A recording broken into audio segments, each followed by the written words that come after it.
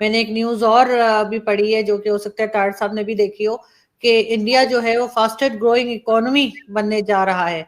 तो अगर ये खबर सही है तो बहुत सबसे पहले मुबारक हो आप लोगों को, लेकिन ये कि हम भी उससे कुछ सीखना चाहेंगे।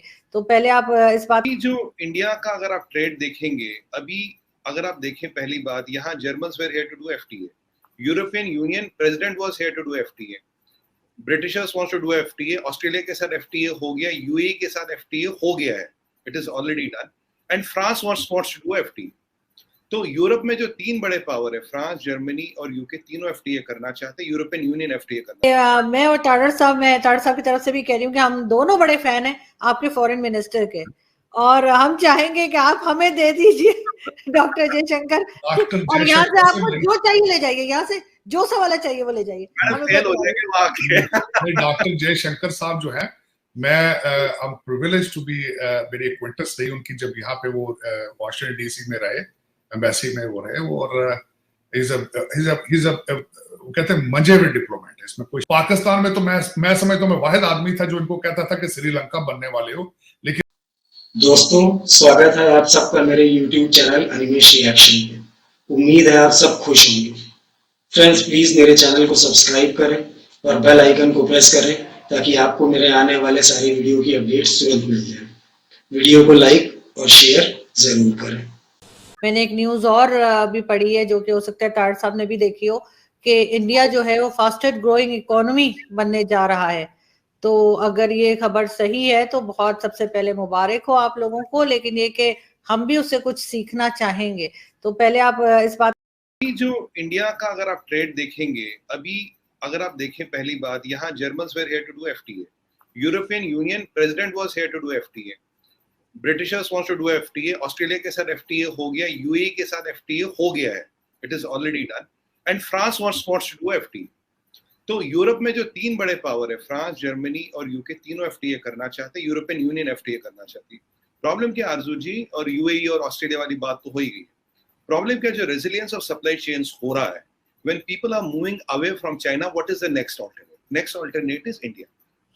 अभी मैं आपको एक डाटा देता हूँ, our exports are today in the tune of 1 billion metric tons, और एक ऑपरेशन गति और एक सागरमाला प्रोजेक्ट है जिसमें पोर्ट्स को और जो इनके बीच में कॉरिडोर्स को डेवलप किया जाता है। Within 6 years from now the target is 2.5 billion metric tons, so ये 1.5 गुना बढ़ेगा, right? So exports from last year to this year has increased by 100 billion रुपया। कि मैं और तारड़ साहब की तरफ से भी कह रही हूँ कि हम दोनों बड़े फैन हैं आपके फॉरेन मिनिस्टर के, और हम चाहेंगे कि आप हमें दे दीजिए डॉक्टर जयशंकर, और यहाँ से आपको जो चाहिए ले जाइए, यहाँ से जो सवाल चाहिए वो ले जाइए। डॉक्टर जयशंकर साहब जो है, मैं प्रिविलेज टू बी, मेरी एक्वेंटेंस रही उनकी जब यहाँ पे वो वॉशिंगटन डीसी में रहे, एम्बेसी में वो रहे, और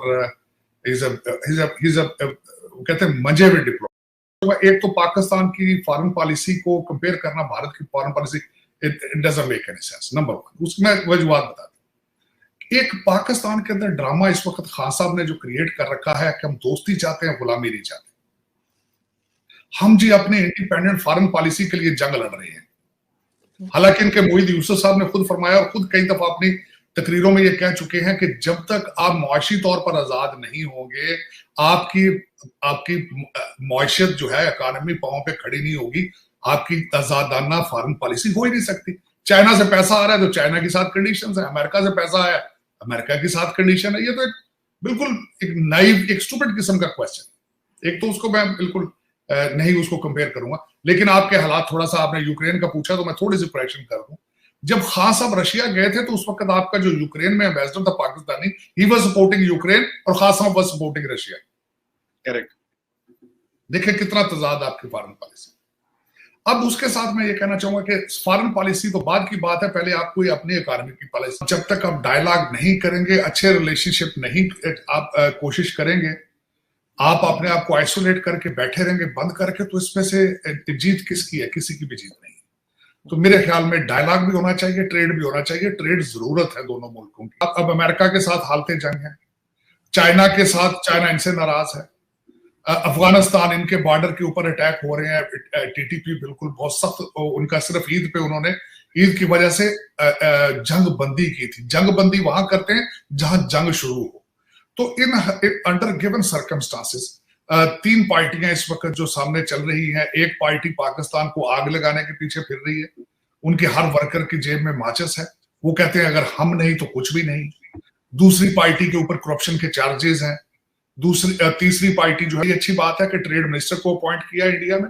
मैं समझता हूं डायलॉग शुरू करना चाहिए, मैसेज क्रॉस द बॉर्डर जाना चाहिए। मोदी एडमिनिस्ट्रेशन तो वेरी वेल, और शहबाज शरीफ उनके आपस में जो कम्युनिकेशन एक आइस थी, ब्रेकर हुआ उसमें।